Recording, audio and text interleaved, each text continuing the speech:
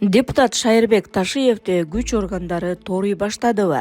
Эгерде Шайырбек Ташиевге карата команда берилсе, аны камакка алууга күч органдарынын кызматкерлери даяр турушабы? Бул боюнча көмүскөдө кептер козуду. Ага карата компроматтар соц тармактарда тынбай чыгууда. Негизинен байлыктары боюнча бир канча күндөн бери эле эл ичинде талкуулар күчөдү. Азырынча өзү үн ката элек. Маалыматтык чабуулдар жөн жерден эле жанданбаса керек. Жыйынтыгы кандай чечилет? Кеп мына ушунда. Булак арыба. Жаңы эдулар басып албайбы? Коңгантиевдин жерлери мүлктөрү мамлекетке өтсүн.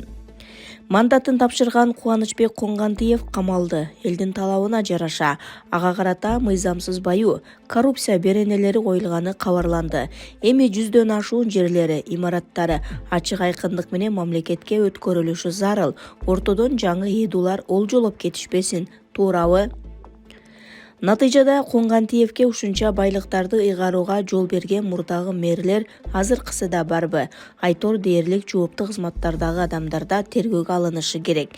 Эриде коррупциялык схеманы сындыруу шарт. Анан калса Кубанычбекке окшоп мамлекеттин эсебинен байыгандар дарбын. Алардын да жеп ичкендерин, оп тарткандарын коомчулукка жарыялап, жазалоо жараянына убакыт келип жетти. Мына ушундай көмүскөдөгү коррупционерлерге карата адилеттүү күрөш башталганда бийликтин рейтинги өсөт. Булак арыба KG. Канча президентке кошомат кылды? Улан Примовдун байлыктары текшерилсе. Ар бир президенттин тушунда депутат болгон Улан Примовду элибиз тереңден тааныбаса да, саясий чөйрө билип калды. Бул киши парламенттен Садыр Жапаровго жагалданып, пахта койгондой сүйлөгөнүн көрдүңөрбү? Суроо жообун так кылбай айландырып эле мактоого өткөнү кызык. Бийлигиң турганда көзүңдүн кареги менен айланган мындай депутаттардан абайлоо парз. Улан Примов эртеңки күнү башка президентти да алкашы мүмкүн. Ишенбесеңер өткөн чагына карап көргүлө. Көмүскөдөн кимдерге гана кошомат кылбаган, мунун да байлыгын текшерип койсо болобу?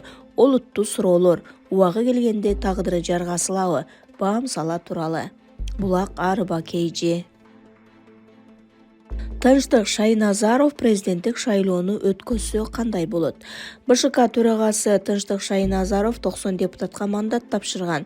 Кайра арыз жазгандардын ыйгарым укуктарын ажыратып, башкаларга төш белги тагып отурат. Чыргал эле ушул кишинеки эриктирбейт. Аныгында каракалды какчарган калыстар, адекваттуу ойлонгондор Тынчтык Шайназаровдун БШК төрагасы катары калуусуна нааразы. Асыресе күдүк ойлорду жаратып жатышканын кантебиз?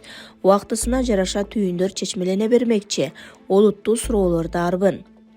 Маселен, парламенттик шайлоодон кийин канча деген чыр-чатактар, чуулгандар ырбап турду. Сын пикирлер арбын айтылды.